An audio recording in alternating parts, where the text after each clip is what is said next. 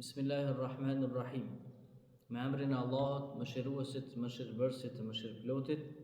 Assalamu alaikum wa rahmatullahi wa barakatuh. Paqja dhe mëshira e Zotit qoftë mbi ju, mbi familjet tuaja dhe mbi të dashurit tuaj. Të dashur vëllezër, të nderuara motra. Do të shoqërohemi sot me një temë që ka të bëjë me gjën më të çmuar që ne e kemi. Prej gjërave të çmuara që ne sot i kemi, padyshim janë familja dhe fëmijët.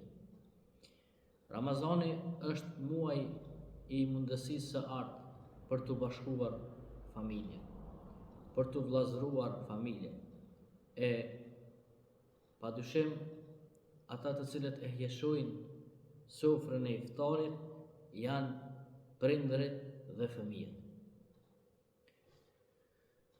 Do të flasim sot rreth shoqërisë tonë me familjet tona, vëllezër dhe motra.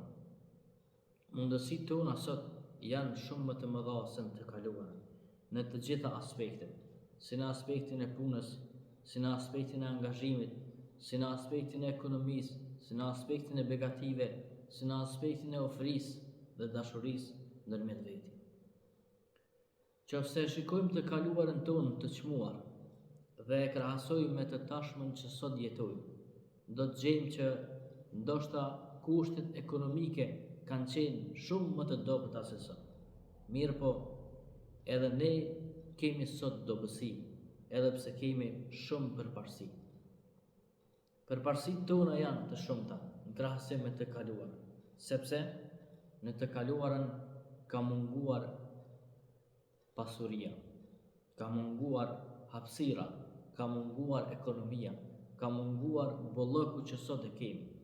Ndërsa sot të gjitha i kemi, por po mungon dashuria, po mungon ofria, po mungon vllazëria, po mungon familja, po mungojnë fëmijët, po mungojnë prindërit, edhe po mendojmë se kemi kënaqësi. E padyshim nuk mund të ketë kënaqësi ai që jeton i vetmuar. Allahu i Madhreshëm në Kur'an na ka dhënë porosi të bekuara, na ka dhënë porosi të çmuara. Prej porosive që Zoti fuqiplot na e ka dhënë neve muslimanëve besimtarëve, ka thënë: o ju që keni besuar, keni kujdes dhe ruani familjen tuaj nga zjarri i xhehenemit, lënë djegësit e së cilët janë gurët dhe njerëzit. Padyshim, Allahu do të na pyet gjithë secilin prej neve për fëmijët tonë, për familjet tona, çka dhe si kemi vepruar.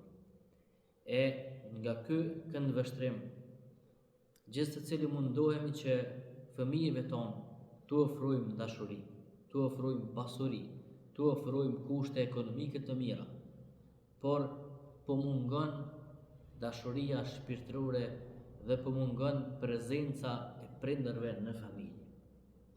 Ramazani vjen për të na bashkuar, për të na vllazëruar, bashkë me ne në sofër për të qëndruar. Ramazani vjen që kohën me familje për të na mësuar se si duhet të kaluar. Të dashur vëllezër, të nderuara nëna, të dashur prindërit dhe të nderuar fëmijë. Koha që kalohet me familje është koha më e bekuar, është koha që Zoti e don më së shumti, është koha që Zoti e shpërblen më së shumti. E sot fatkeqësisht shumë pak kohë ndajmë ne për familjet tona, pak kohë ndajmë ne për prindërit tonë, pak kohë ndajmë ne për fëmijët tonë. Në një rast tregohet se të ketë ndodhur, me këtë rast edhe po e përmbylli këtë këshill për veti dhe për juve. Një vajzë e lidhur fort me babain e saj.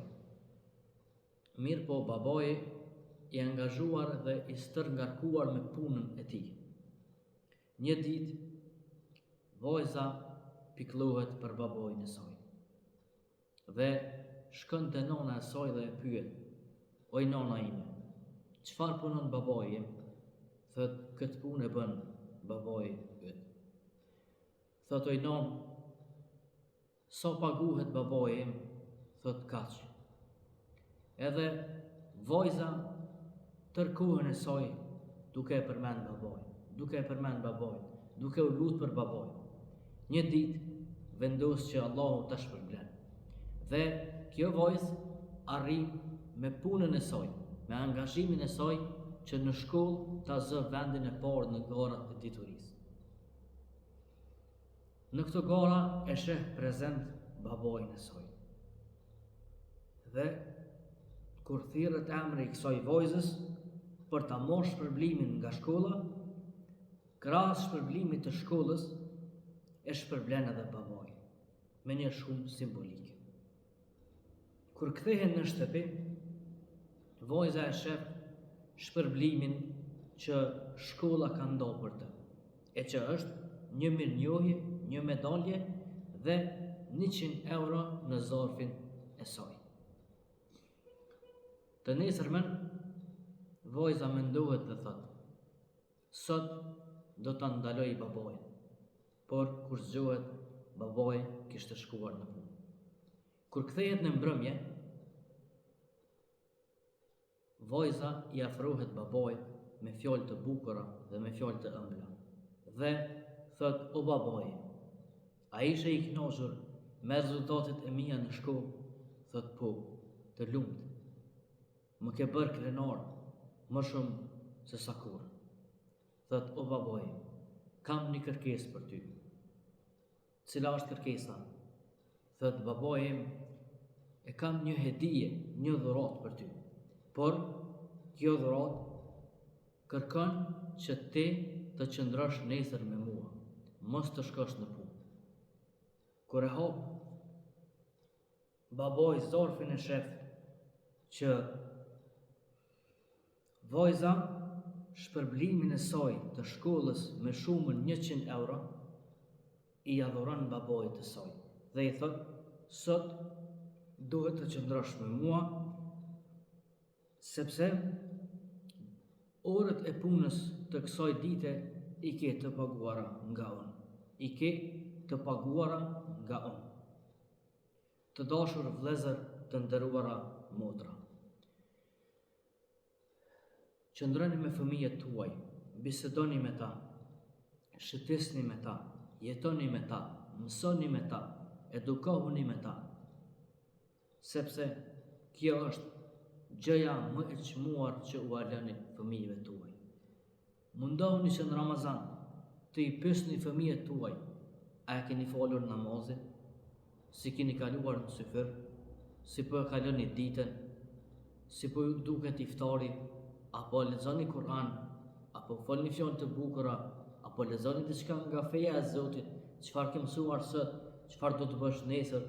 E të gjitha pyetjet e mundshme të cilat e shtojnë dashurinë ndaj teje si prind tek fëmija e. Zoti ju ruaj, Zoti ju bekoft, Zoti fëmijë të hajrit ju dhuroft neve dhe juve. Wassalamu alaikum wa rahmatullahi wa